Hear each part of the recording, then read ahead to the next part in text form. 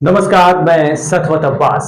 Gaza युद्ध को एक महीना पूरा हो चुका है, लेकिन अभी इसराइल के सामने 5 गंभीर चुनौतियां हैं। इसराइल पर 7 अक्टूबर को जो गहरा वार लगा, उससे वह अब तक उबर नहीं सका है। इस बीच वो गाजा पट्टी में भयानक रूप से नरसंहार कर रहा है, जिसकी पूरी दुनिया में निंदा हो रही है। मगर इस बीच गाजा पट्टी से इसराइली कब्जे वाले इलाकों पर लगातार मिसाइलें हमला हो रहे हैं। सवाल यह है कि इसराइल के सामने क्या चुनौतियां हैं। इस सवाल का जवाब देने की कोशिश इसराइल के अखबार जेरूसलम पोस्ट ने अपनी डिबेट में की है। पहली चुनौती, डिप्लोमेटिक सपोर्ट खत्म हो जाना। यानी हमास ने 7 अक्टूबर को हमला किया तो उसके अगले दिन अनेक देशों ने इसराइल से सहानुभूति जताई, मगर एक महीने बीत जाने के बाद गाजा पट्टी में ज़ायोनी शासन की दरिंदगी की वजह से सारी दुनिया से इसराइल पर दबाव डाला जा रहा है कि वो हत्याएं करना बंद करके संघर्ष विराम करे। यहां तक कि अमेरिका के राष्ट्रपति जो बाइडेन भी मानवीय संघर्ष विराम की बात कर रहे हैं, क्योंकि उन पर मतदाताओं की तरफ से भारी दबाव है, क्योंकि बाइडेन इस मामले में चुनाव गंवा सकते हैं। अमेरिका के युवा मतदाताओं में फिलिस्तीन का समर्थन ज्यादा देखने को मिल रहा है। दूसरी चुनौती है, एंटीसेमिटिज्म चरम पर पहुंच गया है। यानी जेरूसलम पोस्ट का कहना है कि पूरी दुनिया में इंटरनेट पर यहूदियों और ज़ायनियों के खिलाफ नफरत बहुत बढ़ गई है।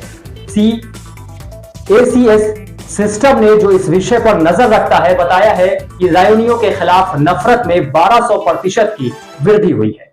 तीसरी चुनौती, भारी डिप्रेशन।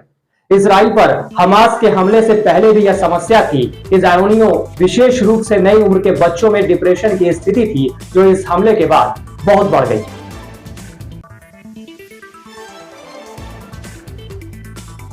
चौथी चुनौती, आर्थिक मंदी।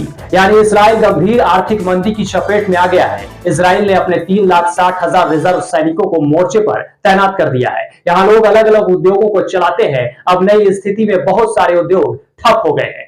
300 बड़े अर्थशास्त्रियों ने प्रधानमंत्री नेतन्याहू को खत लिखकर मांग की है कि भयानक आर्थिक संकट के इलाज के लिए जरूरी है कि सारे गैर जरूरी खर्चे फौरन रोक दिए जाए। अब यह तय है कि इसराइल की प्राथमिकताएं बदल जाएंगी।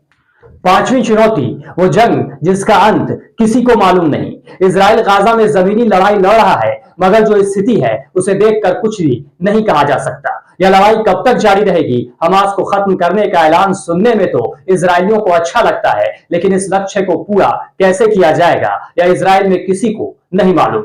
समाज में हमास की भारी लोकप्रियता और दूसरी तरफ उसके पास लगभग 250 इजरायली कैदी के रूप में मौजूद है।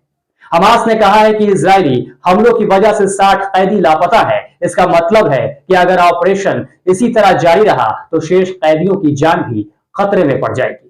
इस वीडियो में फिलहाल इतना ही। अगर ये वीडियो आपको अच्छा लगा हो तो इसे लाइक और शेयर जरूर करें। साथ ही अगर आपने अब तक हमारे चैनल चौथा स्तंभ को सब्सक्राइब नहीं किया है तो जल्दी से कर लें और बेल आइकन दबाना बिल्कुल ना भूलें। नमस्कार।